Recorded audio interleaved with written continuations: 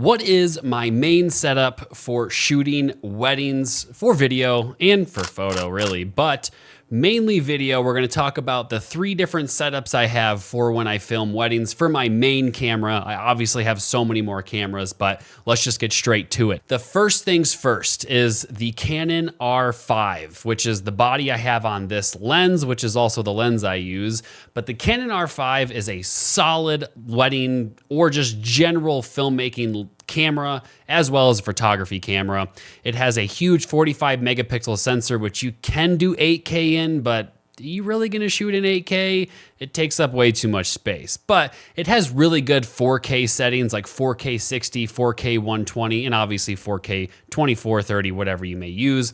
And when I'm shooting weddings, I'm usually using a mixture of 24, 60, and 120 frames per second, all in 4K, because it looks super crispy.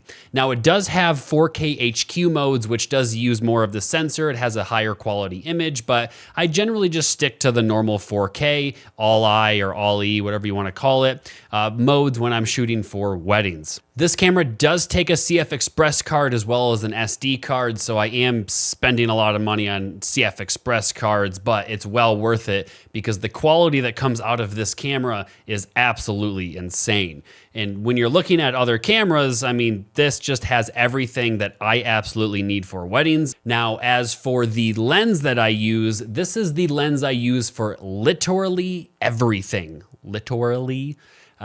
It is a lens that is super versatile at a really low f-stop or aperture, but it is a chungus of a camera lens. I mean, you can just literally see how big this lens is in comparison to my face. It's a really big and heavy lens, but it is a 28 to 70 f2 all the way through. It's not a variable aperture. It is a straight f2 lens all the way through. It's literally the only lens you'll need because it has all the way from pretty wide at 28 all the way to zoomed in at 70 mil, which gives you a really good look. And when you zoom in on this lens, which it does get bigger, to 50 to 70 mil, the compression on it makes it look so good. And so the only other lens I would really see that you need for a wedding is a 70 to 200. I don't really think anything lower than 28 millimeter is necessary at a wedding. Lastly, something that always stays on this camera is the ND filter. This is a variable ND filter so that it can change its, darkness depending on what the light is outside. Next thing is, how do I film my weddings? I have a series of 4 different cameras, 2 R5s, an R and an RP. My R5 here with the lens, the 20 to 70, stays with me all the time for mainly B-roll purposes. The other 3 cameras are used for different angles for ceremony, toasts, reactions, etc. throughout the day. But I like to have my camera on me at all times for B-roll type purposes.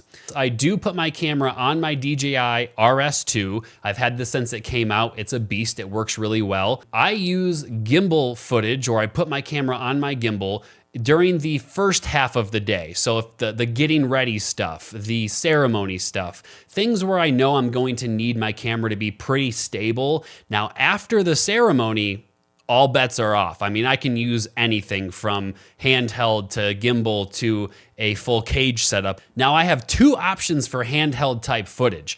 One of them is literally just going handheld like this. This works really well for like dances when we're doing like open dancing type stuff, when there's people going everywhere all around. Keeping things as small as possible works really well for me. Even though this is pretty big, it's still pretty versatile and nice. I just hold it with one and it stays pretty stable, especially when I turn on IBIS. This camera does have in-body stabilization. My lens does not, but the in-body stabilization does a really good job at keeping things look nice.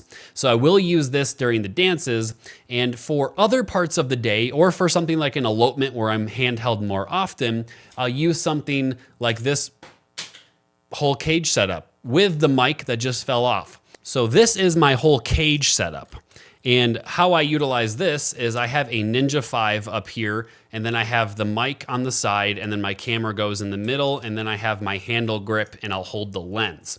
And that works really well for me when I'm going to be going handheld for a long period of time, and I want to be able to have a nice stable image still, because maybe I won't be using it for like, open dancing, but I could be utilizing this for just normal everyday stuff that could also be done on a gimbal, but putting it through a cage allows allows me to have more accessories, mic, a monitor, and things like having more stable footage still being handheld. And obviously I'll still use IBIS for the most part when it's in the cage, but those are my 3 setups when I'm filming weddings for my main camera to ensure I get all the footage I need, stable footage when it's needed, and really, you know, authentic looking footage with more of that handheld feel using the cage or just going handheld like this.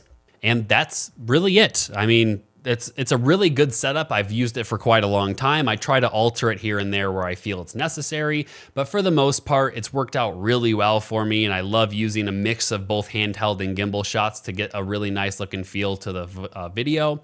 But that's really it for this video, and I'll see you on the next one.